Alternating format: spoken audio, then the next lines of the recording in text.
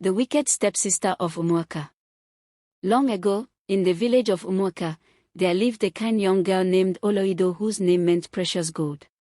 Her mother had died when she was still small, so her father later married another woman, Nena, who came into their home with her own daughter, Obianuju.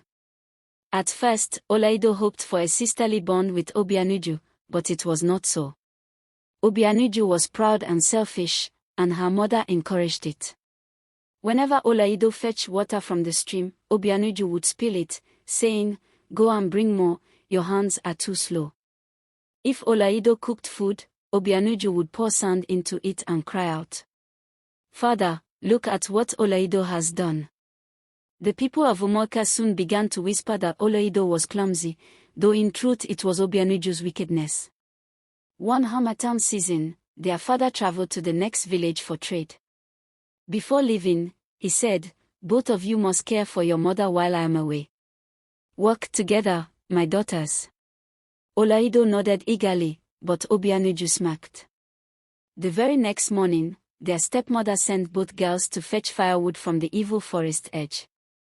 This forest was feared by all, for it was said that spirits walked there at dusk. Oloido balanced her basket and walked quickly, but Obianuju only pretended to gather sticks, watching her stepsister sweat.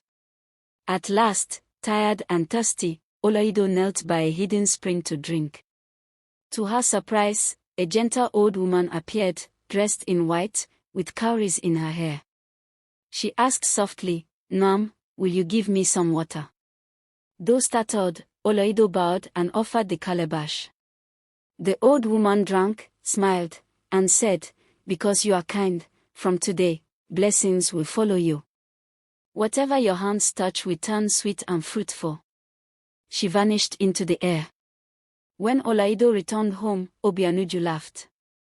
"Why are you smiling like a madwoman? Did you see a spirit?" But soon, Oloido's life began to change. When she fetched water, the pots never ran dry. When she pounded yam, the mortar overflowed.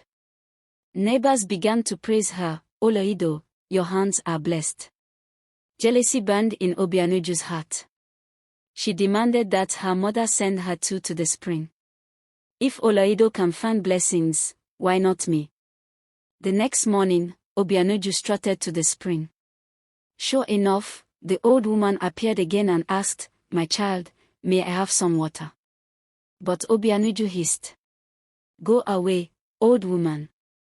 Do you think I carried this heavy pot for beggars? Find your own water." The woman's face grew stern. "Because of your pride, from today, curses will follow you. Whatever you touch shall spoil and turn bitter." Then she vanished. Obianuju shivered but shrugged it off.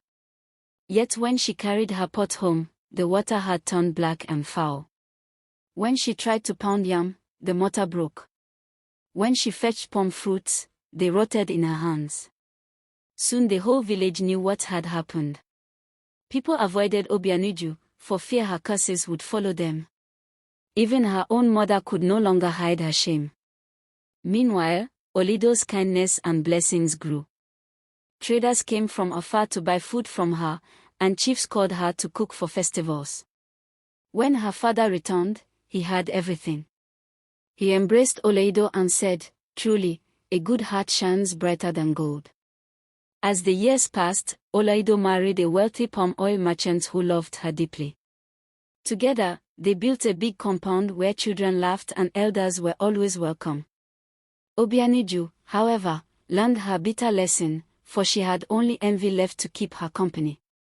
And so, in Umuaka village, the elders told their children, "Kindness is like water, it refreshes all who taste it. But envy is like fire and it burns the one who carries it."